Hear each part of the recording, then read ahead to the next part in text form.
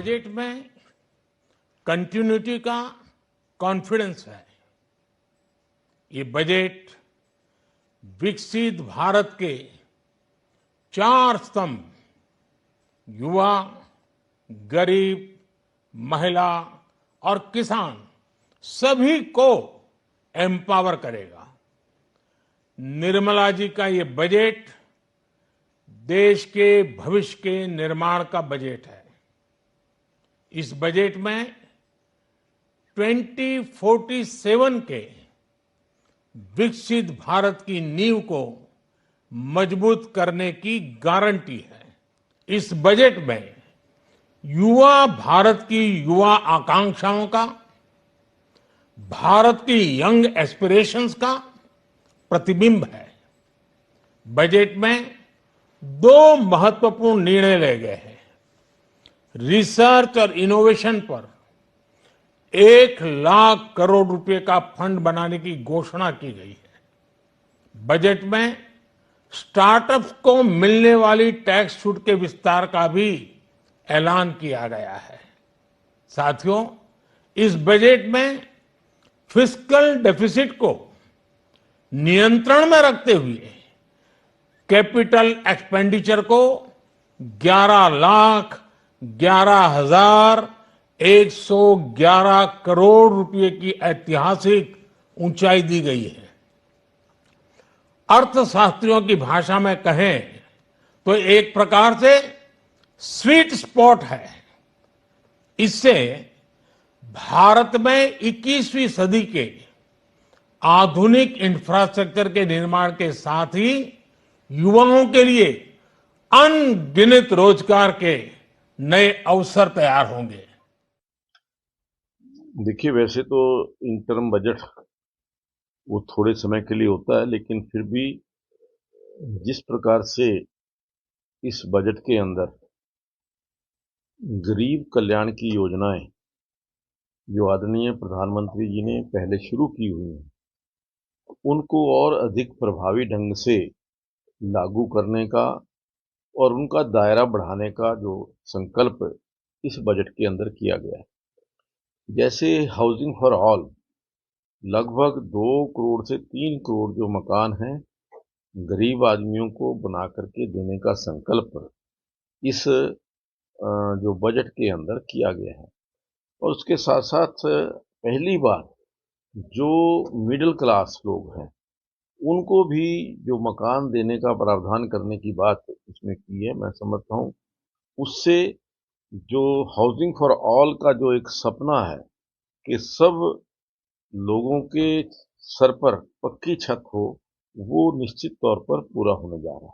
Tourism को बढ़ावा देने के लिए सर कई चीजें की गई हैं। साथ ही 40,000 नॉर्मल डिब्बे जो है वो वंदे भारत के साथ होगा। हाँ, रेलवे बिल्कुल। कॉरिडोर बनाने की बात देखिए, मैं समझता हूँ कि इस बजट के अंदर जो इंफ्रास्ट्रक्चर है, इंफ्रास्ट्रक्चर को बढ़ाने के ऊपर मेन फोकस किया गया है।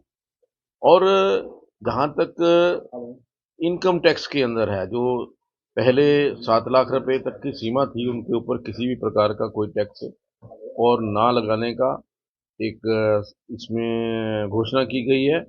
और उसके साथ साथ एक बड़ी राहत जो मैं कहूँगा व्यापारियों के लिए, इनकम टैक्स पेई के लिए, कि अगर आप रिफंड अप्लाई करते हैं, रिफंड जो है विद इन 10 डेज आपके अकाउंट के अंदर अपने आप हो जाएगा। पहले कई सालों साल लग जाते थे रिफंड के लिए, लेकिन जब से आदरणीय निर्मला सीतारमण जी वित्त मंत्री बनी है, तब से ये जो रिफंड की प्रक्रिया है बहुत जल्दी रिफंड जो है आ जाता है। लेकिन ये जो 10 दिन की सीमा तय की है, इससे और भी अधिक जो है व्यापारी वर्ग को इसका लाभ मिलेगा। इसके साथ साथ जो हेल्थ केयर के ऊपर भी, और जो ड्रोन दीदी हैं जो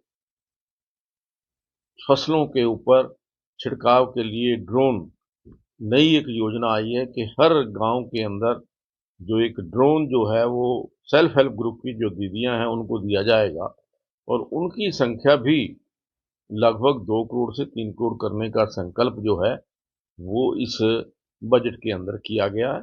और मैं समझता हूं कि ये बजट जो सबसे गरीब व्यक्ति है जो सबसे अंतिम छोर पर खड़ा हो व्यक्ति है, उस व्यक्ति को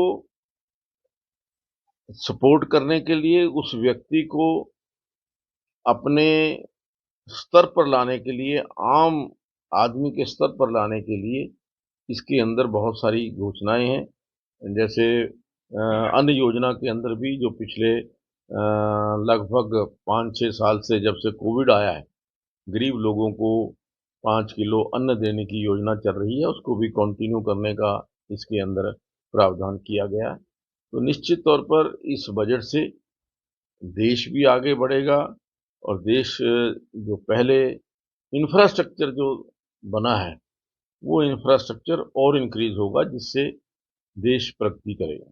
वित्त मंत्री ने कहा था कि 4 करोड़ किसानों को पीएम फसल बीमा योजना का लाभ दिया जा रहा है और 11.8 करोड़ लोगों को आर्थिक मदद से मिलती है, किसानों के लिए भी।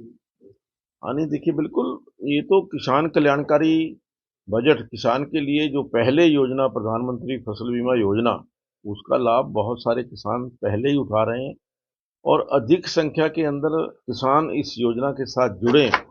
इस प्रकार का प्रयास केंद्र सरकार की ओर से भी किया जा रहा है और प्रदेश सरकारें भी इसके ऊपर फोकस कर रही हैं कि किसान जो हैं वो ज़्यादा से ज़्यादा अपनी फसल का बीमा कराएं, ताकि किसी नुकसान की स्थिति के अंदर, चाहे वो ओलावृष्टि है या प्राकृतिक कोई आपदा आती है, उनकी फसल का जो पैसा है उनको मिल सके।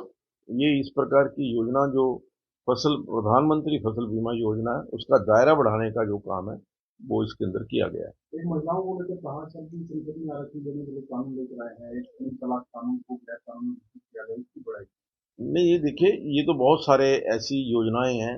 मैं समझता हूँ पिछले 9 साल के अंदर, चाहे वो धारा 370 खत्म करने की बात है, चाहे वो 35A खत्म करने की बात है, 3 तलाक जो है, और सबसे बड़ा जो मैं कहूँगा कि राम मंदिर निर्माण जो हुआ है, ये एक इस सरकार की बहुत बड़ी उपलब्धि कहूँगा, क्योंकि आदरणीय सुप्रीम कोर्ट के आदेश के बाद जितनी जल्दी से राम मंदिर का निर्माण हुआ है और रामलला की स्थापना जो है वो भव्य मंदिर के अंदर हुई है, शायद इतना जल्दी पॉसिबल नहीं था।